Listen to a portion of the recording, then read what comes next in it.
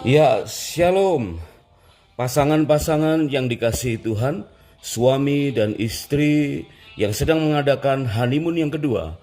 Kita sedang belajar dari kesalahan melalui kegiatan honeymoon yang kedua yang kita adakan dengan perencanaan yang spesial.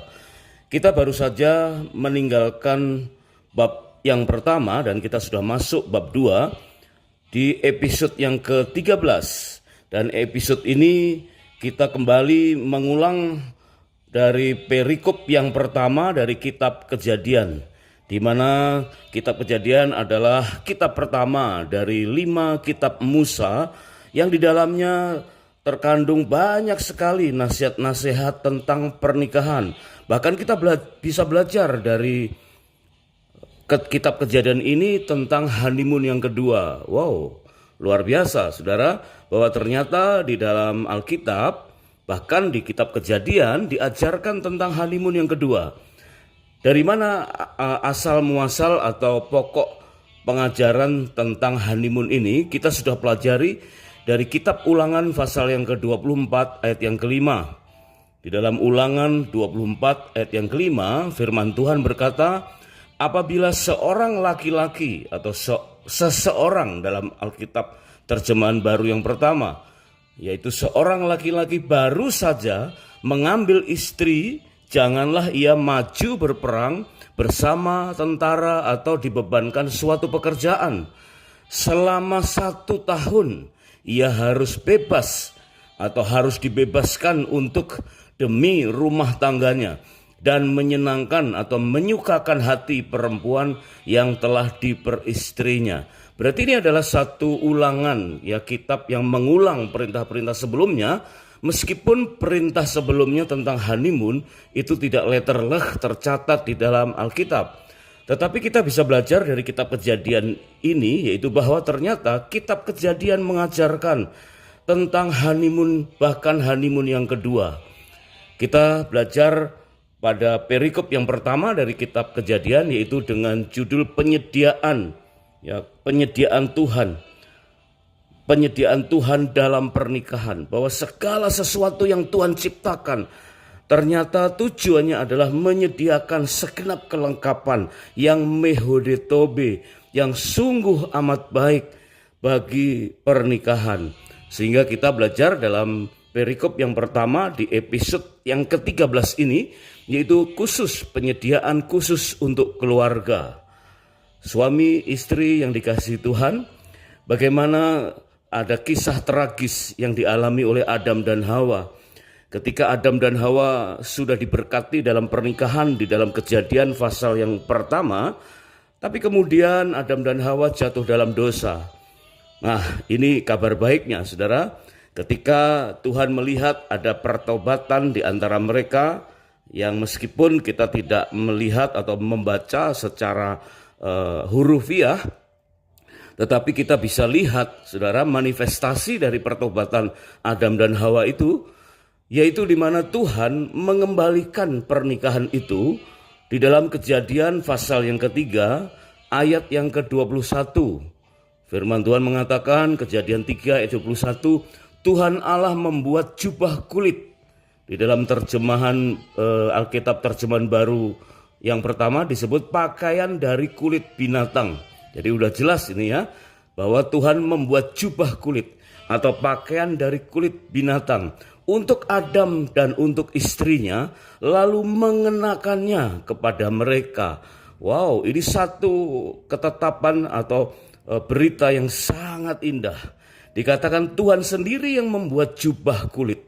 Tuhan sendiri yang mengorbankan binatang hidup, disembelih, dikeluarkan darahnya, dan diambil kulitnya. Di dalam bahasa asli dikatakan Tuhan sendiri kemudian yang mengenakan jubah kulit itu kepada Adam dan istrinya. Dikenakannya, kata mengenakan menurut bahasa aslinya disebut sebagai labas. Tuhan sendiri yang melabas. Tuhan melabas atau mengenakan gaun atau jubah atau jas pengantin dari kulit binatang. Wow, ini satu keadaan yang sungguh luar biasa, saudara. Karena dikatakan Tuhan menciptakan seluruh alam semesta ini untuk keluarga, yaitu keluarga yang pertama Adam dan Hawa. Kemudian Tuhan menyediakan segala hal sampai akhirnya meskipun manusia jatuh dalam dosa, Tuhan kembali melabas, mengadakan penyediaan yang sangat luar biasa.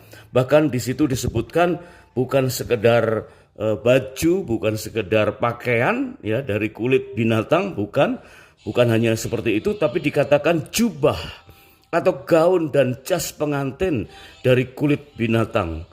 Kalimat-kalimat ini meneguhkan kepada kita bahwa Tuhan sangat peduli terhadap pernikahan, bahkan Tuhan mengizinkan adanya honeymoon yang kedua meskipun Adam dan Hawa sempat jatuh dalam dosa. Di dalam Alkitab MSG atau The Message dikatakan that place God Yireh. Ya disebut di situ Yehovah Zireh, ya Yehovah will see. Kemudian dia mengenakan, ya melabas dikatakan make coat of skin and clothe them. Gaun dan jas pengantin itu menunjukkan bahwa Tuhan menyediakan segala hal yang terbaik, yang mehodetobe, yang sungguh amat baik untuk memulihkan pernikahan Adam dan Hawa yang sempat jatuh oleh karena pelanggaran dosa. Dan di situ menunjukkan bahwa Allah Tritunggal adalah Allah penyedia. Dan ini diulang dalam pelayanan Yesus bahkan yang pertama di dalam Yohanes pasal yang kedua ayat 1 sampai dengan yang ke-11 disebutkan Tuhan Yesus pun dikatakan dia menyediakan, dia pun mempraktekkan dirinya sebagai Yehovah Jireh. Dia menyediakan bahkan dengan cara menciptakan anggur yang terbaik. Memang tidak diulang Tuhan Yesus mengorbankan binatang dan mengambil kulitnya, tidak nampak seperti itu saudara. Tetapi soal pengorbanan dia sendiri nanti yang akan mencurahkan darahnya. Ya dia sendiri, Tuhan sendiri yang akan menyediakan pengorbanan untuk setiap manusia yang percaya. Tapi dalam konteks pernikahan dikatakan Tuhan Yesus bertindak sebagai Yehovah Jireh dengan menciptakan anggur yang terbaik. Dia mengenakan melabas bukan lagi gaun atau jas pengantin, tetapi sebagai Yehovah Jireh dia melabas, dia mengenakan, dia menyediakan perangkat pesta. Dan itulah gambaran dari bagaimana Tuhan sangat peduli dengan honeymoon yang kedua kita. Bapak, Ibu, suami, istri yang dikasihi Tuhan, pada perikop yang pertama dari kitab Kejadian dengan tema penyediaan Tuhan dalam pernikahan dikatakan bahwa segala sesuatu yang Tuhan ciptakan difokuskan untuk memberkati pernikahan menjadi keluarga yang mehode tobe. Dan kita tahu bahwa kitab Kejadian ini diawali dari beberapa hal tentang penciptaan alam semesta. Jadi seluruh kitab Taurat itu sesungguhnya berisi teladan dan pengajaran pernikahan dalam kehidupan berkeluarga. Bagai silabus kuliah kehidupan, rinci namun ringkas, padat dengan norma rohani dan sesuai keselarasan sampai di zaman ini. Dan itulah yang terjadi dalam rumah tangga, akan berdampak di pekerjaan sekuler. Dan apa yang terjadi dalam pekerjaan sekuler atau pelayanan rohani sebaliknya akan berdampak dalam kehidupan rumah tangga. Jadi kita tahu saudara bahwa Tuhan menciptakan banyak planet, ya, alam semesta yang begitu lengkap, ada matahari, bulan, bintang, dan semuanya diciptakan dalam keadaan yang sungguh sangat baik. Dan ternyata itu semua dikhususkan, difokuskan untuk rumah tangga. Kita perlu belajar dari kesalahan, tetapi Tuhan tidak perlu melakukan trial and error. Tuhan tidak sedang coba-coba. Makanya kita perlu belajar dari kesalahan. Tuhan tidak. Karena apa saudara? Karena Tuhan sungguh maha kuasa. Dia disebutkan sebanyak 50 kali dalam kitab Kejadian pasal 1 dan pasal yang kedua saja. Ya, 6 hari Allah melihat ciptaannya baik, dan terakhir sungguh sangat baik. Dia tidak sedang coba-coba. Dia sedang melakukan mandat yang terbaik, mandat yang terbesarnya, yaitu mengadakan penyediaan segala sesuatu yang sungguh amat baik untuk pernikahan-pernikahan yang di dalam Tuhan. Bapak, Ibu, suami, istri yang dikasihi Tuhan, di honeymoon yang kedua ini kita benar-benar perlu belajar dari kesalahan. Ya, mungkin dulu kesalahan-kesalahan, kita sesali sebagai sesuatu malapetaka, suatu kecelakaan, suatu hal yang sebetulnya nggak boleh terjadi gitu ya. Tetapi karena sudah terjadi, karena sudah apa boleh buat, kesalahan sudah kita lakukan banyak hal. Ya, ada banyak pertikaian, ketidakcocokan di antara suami dan istri. Tetapi dengan honeymoon kedua kita belajar dari segala hal itu, hal-hal yang tidak enak, hal-hal yang nampak kurang baik. Kita belajar dari kesalahan, pembelajaran-pembelajaran yang dengan hati yang jujur kita bisa runding, kita bisa saling terbuka dengan pasangan. Mengingat kita tahu ada banyak tahapan-tahapan yang kita perlu lalui di dalam kehidupan pernikahan kita.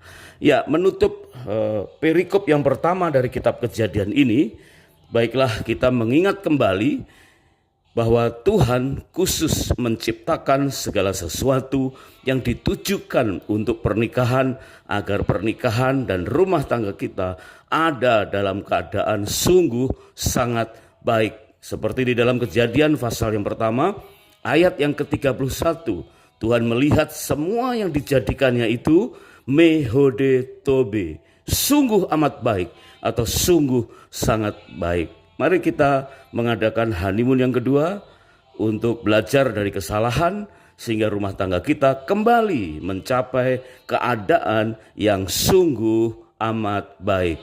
Mehode tobe. Tuhan Yesus memberkati kita semua. God bless.